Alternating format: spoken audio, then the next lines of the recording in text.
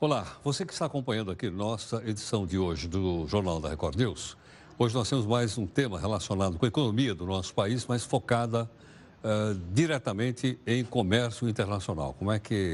Em que momento nós estamos desse comércio internacional? Para isso, nós convidamos aqui o consultor de negócios internacionais e é autor do livro Futuro do Pretérito, que eu tenho aqui, então, um exemplar dele, né? E o nosso convidado é o Sérgio Pereira.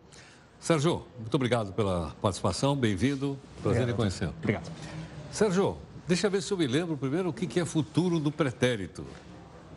É o antigo condicional. Um tempo verbal, exatamente, no condicional. Poderia ter sido feito. Era o condicional, poderia, faria. Poderia ser, ou caso, mas não aconteceu. Ficou no terreno do poderia. Bom, o que é que poderia ter acontecido no comércio brasileiro nesses 30 anos que não aconteceu?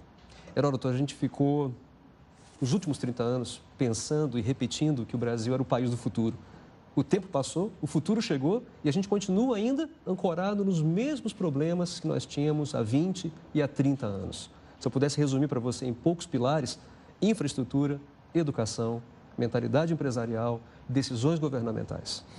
Agora, Sérgio, o que é que significa o comércio exterior para a economia brasileira? O que ele representa no conjunto do PIB brasileiro? Olha, o Brasil tem uma participação muito pequena no comércio mundial e o peso dos negócios internacionais para a economia brasileira poderia ser muito maior. Ela tem a sua importância, sim, porque o Brasil é um grande player na área de commodities, por exemplo. Nós somos, sim, um peso importante no mundo.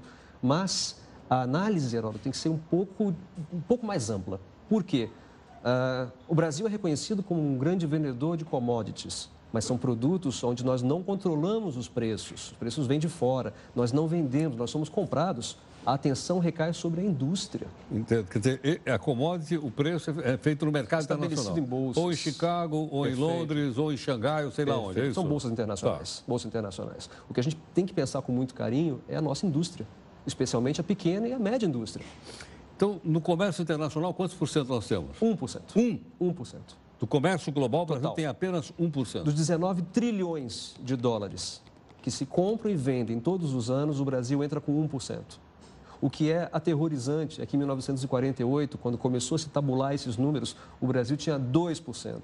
Caiu para 1%. Caiu para 1%. A China tinha 0,9% e hoje tem 14%. A pergunta que fica é: o que a China fez para multiplicar por 14 sua presença internacional e o Brasil reduzir por 2? Parte está colocado no livro. Parte deixa eu dessa perguntar. discussão está aí. Os portos brasileiros estão abertos ou continuam fechados? Vê lá que eu me lembro do Dom João assinando em 1808 a abertura dos portos do Brasil, hein? Veja, eles estão abertos porque nós temos 8 mil quilômetros de litoral e eles estão de frente para o Atlântico, de uma maneira muito democrática, muito aberta. Agora, estão fechados por falta de infraestrutura. Um dado importante é que os nossos portos são rasos, ou seja, o calado, a profundidade dos portos é muito pequena. Mesmo o Porto de Santos? Mesmo, principalmente o Porto de Santos. Principalmente? Que é o maior porto da América Latina e hoje tem 11 metros de profundidade. E quanto precisaria ter? No mínimo 18. Quer dizer, os navios de grande porte não chegam aqui. E os poucos que chegam, os navios menores ou médios, eles vêm, nós podemos dizer, batendo lata, porque eles vêm poluindo, eles vêm cobrando muito mais caro, porque tem uma capacidade operacional menor, tem um nível de desenvolvimento tecnológico menor. Quem paga a conta? O consumidor. Quer dizer, então o frete é mais caro? O frete é mais caro a partir da ineficiência dos portos. Do transporte. Com certeza. Os grandes portos do mundo hoje, os europeus, americanos e principalmente os chineses, operam com muita profundidade, muita tecnologia. Os navios são mais modernos, mais eficientes, menos poluidores e mais baratos. Agora, deixa eu explicar com esse negócio da abertura dos portos. Qual é a eficiência ou ineficiência dos portos brasileiros na chegada e na partida desses navios de carga? Eu vou dar um número que é aterrorizante também. Ele é preocupante. Hoje se calcula a facilidade de se fazer negócios. E o Banco Mundial é responsável por esse índice que é publicado todos os anos. De 190 países, o Brasil está na posição 127. De 190, nós estamos lá na rabeira. Nós estamos no final da lista, em termos de facilidade para se fazer negócios. Parte desse número, parte desse índice, vem justamente dessa capacidade de infraestrutura, de funcionar bem. Os nossos portos estão hoje, de um total de 140 países, nós estamos mais ou menos entre 137 e 138. Isso faz também as mercadorias importadas ficarem mais caras. Ficam bem mais e, caras. Consequentemente, o consumidor paga mais caro por elas também. Entra no cálculo do preço. Entra pesadamente no cálculo do preço. Te dou um exemplo numérico que fica muito mais fácil. Claro. Se a gente comparar hoje quanto custa um container para entrar num país com uma infraestrutura adequada, fica em torno de $300. No Brasil, é de 2.500. Caramba! Ou seja, é muito mais caro colocar um produto para dentro do Brasil. Mas a carga tributária, quem paga isso é o consumidor na ponta. Agora, e barreiras? Como é que são as barreiras? Veja, o Brasil, vamos pensar em termos de vendas. Sim. Vamos pensar em faturar, pensar em colocar o produto brasileiro lá fora.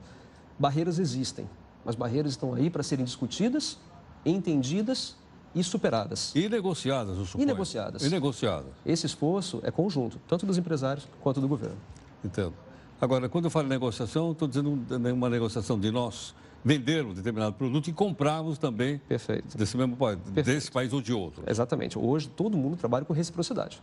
Então, a dificuldade que nós impomos a quem quer vender algum produto para nós tem um alto potencial da gente enfrentar problemas também na hora de entrar em outros países. Agora, procede a crítica que o nosso país é muito fechado? Procede, o país. Mais do que os nossos parceiros? Muito mais. O Brasil hoje tem, inclusive, índices que medem quanto que uma economia é fechada e o Brasil continua como um dos campeões. Sim, é uma economia extremamente fechada. Agora, esse fechamento se deve ao fato de que os industriais brasileiros não querem concorrência? Sim, nós carregamos uma memória desde os anos 50. Nosso modelo industrial foi baseado no mercado protegido. Em 1990 foi aberto com o governo Collor, mas parece que de 90 até agora a gente não absorveu ainda parte da mensagem. Sérgio, muito bom. Muito obrigado pela sua gentileza. Prazer em conhecê-lo. Muito obrigado. Obrigado. Olha, tenho certeza que a maneira pela qual o consultor de negócios internacionais, Sérgio Pereira, autor do livro, então, Futuro do Pretérito, que é aquele eu faria, eu queria, eu sonharia, eu teria, esse é o futuro do pretérito, né? Ou seja, nunca, não é o futuro, nunca chega lá, não é nem o presente. É aquela coisa que eu imagino e ela não acontece. Porque isso se desenvolve na economia brasileira. Obviamente, o Sérgio fez vários comentários, né? Todos eles respeitáveis, obviamente, porque é um especialista, mas há outros comentários, há outras opiniões a respeito do mesmo assunto e a gente tem trazido aqui pessoas que pensam de maneira diferente para que você possa formar a sua própria opinião a respeito de assuntos tão importantes, inclusive comércio internacional do nosso país. Nós vamos fazer um rápido intervalo, já já a gente volta com outras notícias.